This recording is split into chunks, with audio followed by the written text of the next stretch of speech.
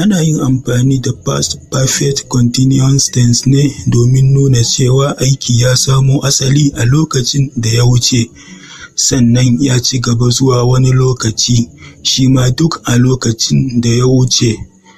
Za a iya yin amfani da jimlar affirmative da ke tabbatar da magana domin samar da past perfect continuous tense. Sannan kuma za a iya yin amfani da negative sentence da ke musanta magana domin samar da jimlar past perfect continuous tense. Sannan kuma za a iya yin amfani da jimla ta tambaya wato interrogative.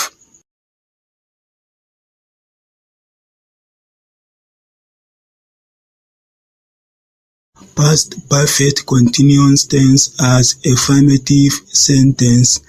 Past perfect continuous tense na affirmative sentence yana nuna cewa wani abu ya samo asali a lokacin da ya wuce, sannan ya ci gaba zuwa wani lokaci, shi ma duk a lokacin da ya wuce.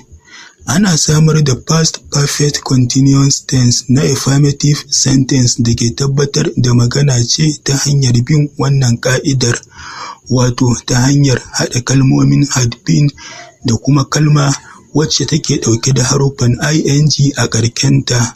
Misali, she had been washing the clothes for an hour, ma'ana ta ɗauki sa'a ɗaya tana wanke kayan. They had been living in Zaria since 2022, ma'ana tun a shekara ta 2022 suke zaune a Zaria. She had been waiting for her since Friday, ma'ana tun ranar Juma'a take jiranta.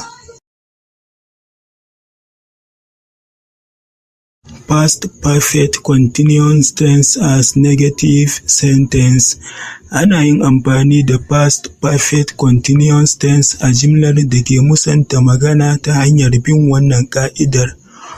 Wato, za a fara sanya kalmar had, sannan a sanya kalmar not, sannan daga bisani a sanya kalmar been, daga ƙarshe kuma a sanya kalmar da ta ƙare da haruffan ing. Misali, she had not been working on her project since 2022, ma'ana ta daina yin aiki a kan shirinta tun shekara ta 2022. They had not been eating bread for 3 years, ma'ana tsawon shekaru 3 kenan ba sa cin biredi.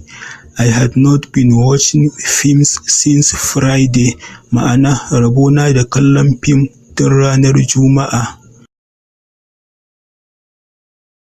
Past perfect continuous tense as interrogative sentence. Haka kuma ana yin amfani da past perfect continuous tense domin yin tambaya, kuma ka'idar da ake bi gurin yin hakan ita ce, wato za a fara da sanya kalmar had, sannan sai a sanya suna ko wakilin sunan mutumin da ya aikata aiki a cikin jimlar, daga bisani kuma sai a sanya kalmar been, sannan daga ƙarshe a kawo kalma wacce take ɗauke da haruffan ing a ƙarkenta. Misali, had they been watching television since morning, ma'ana tun safe suke kallon talabijin. Had she been drinking yogurt since 2022, ma'ana tun shekara ta 2022 take shan madara. Had he been using iPhone since 2022, ma'ana tun shekara ta 2022 yake yin amfani da wayar iPhone.